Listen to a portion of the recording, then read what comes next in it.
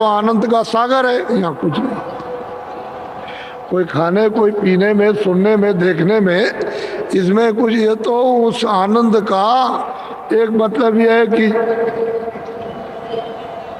छाया है। कहाँ आनंद, कहाँ यह आनंद, आनंद कुछ नहीं। कुछ छाया में आभास होता है कि जरा सा लव मात्र हमको देखने में, खाने में, जिब्या में आनंद। फिर मन भागता है कि चलो इंद्रियों को लेकर के कहीं नहीं आता। राज में जाए, पाठ में जाए, देखने में जाए, खाने में जाए, बच्चों में जाए, स्त्री में जाए, सोना चांदी में, कहीं भी जाए वो तो भागता। तो सही बात यह है कि यहाँ आनंद नहीं है, इसलिए उसकी तलाश कर रहा कि मेरा आनंद कहाँ है, तो उसको ढूंढ रहा और यहाँ मिलता नहीं। तो यार, तो यही जीवात्मा जब ऊपर से आई है तो अकेले तो उतार नहीं देगी, ऊपर से इसके साथ गिलाफ खोल पहरा दिए गए। तो पहला ऊपर से आई तो कारण खोल, फिर सूक्ष्म खोल, फिर लिंग खोल, और ये है स्थूल मृतलोक में खोल। इस कपड़े को पहरा दिया। तो जब ये कपड़ा उतारो तब तो आप लिंग में जाओ, लिंग कपड़े को उतारो तब सूक्ष्म में जाओ, सूक्ष्म कपड़ा उतारो तो फिर आप कारण में जाओ, और कारण भी उतार दीजिए तब मुक्त हो जाओ। तो आपको अवस्था तो मालूम ही नहीं आता कि उसका कहाँ नाका है, कैसे इसको उतारेंगे, कैसे उसको उतारेंगे, कैसे उसको, और फिर हम कैसे गुणातीत हो जाएंगे। तो आपको इसका राज नहीं मालूम। लेकिन कलयुग में संतों ने इतना सुलभ कर दिया कि स्त्रियां भी कर सकती हैं, पुरुष भी कर सकते हैं। 12 बरस के बच्चे भी, 12 से नीचे नहीं, 12 बरस से ऊपर बच्चे भी कर सकते हैं, देवियां भी कर सकते हैं, पुरुष भी। और सहज, सरल, सीधा, उसमें कोई तकलीफ नहीं, और शारीरिक तकलीफ तो है ही नहीं। तो हम लोग महात्माओं के पास पहुँचे नहीं। अगर सुनते होते तो ये विद्या तो आज मिल जाती, तो आज ये तकलीफ क्यों होती है? जब उस विद्या को प्राप्त कर लेते तो ये तकलीफ का क्या काम था? वो तो विद्या छूट गई, धन छूट गया, सुख छूट गया, आनंद छूट गया, ज्ञान छूट गया। जब सब छूट गया, शक्ति छूट गई, शक्तिहीन हो गए। अब ये कर्मों से निम्नता कम, यानी हमारी इतनी दशा कमजोर आ गई कि हम कुछ नहीं कर सकते। तो महात्माओं की जरूरत थी सबको। तो इसलिए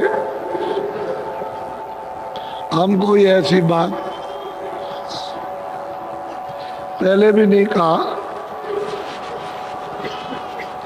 और अब भी नहीं कहते। हम तो जीवों के हित के लिए कि भाई मनुष्य शरीर, ये सतयुग, त्रेता, द्वापर और कलयुग कितने पुण्य किए होंगे जब उसका एक छोटा सा ढेर जमा हो गया पुण्य का, शुभ कर्मों का।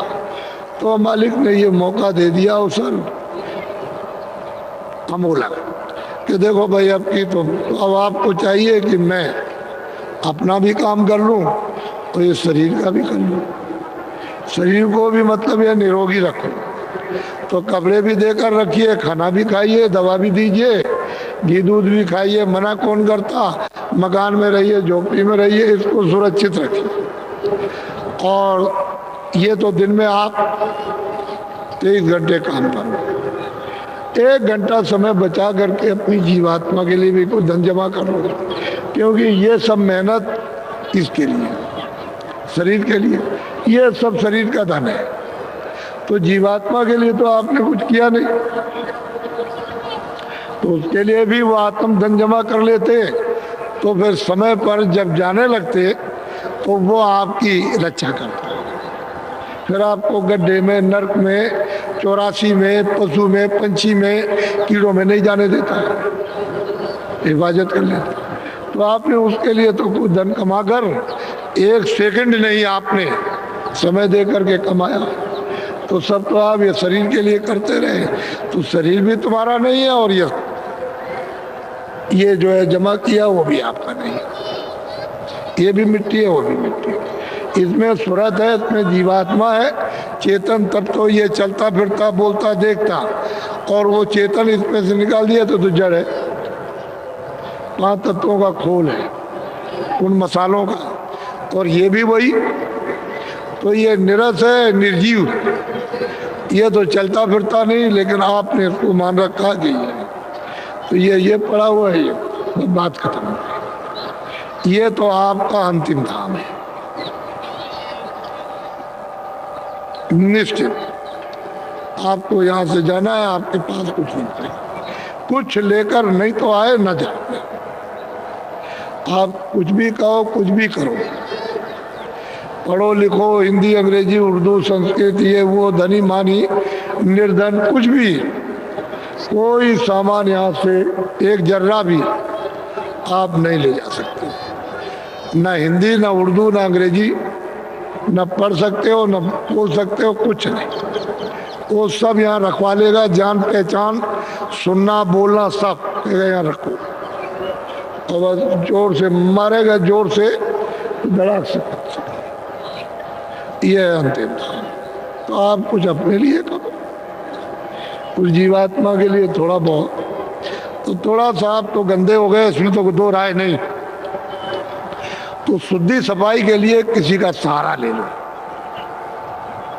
जब सहारा ले लोगे तो वो साफ करेगा।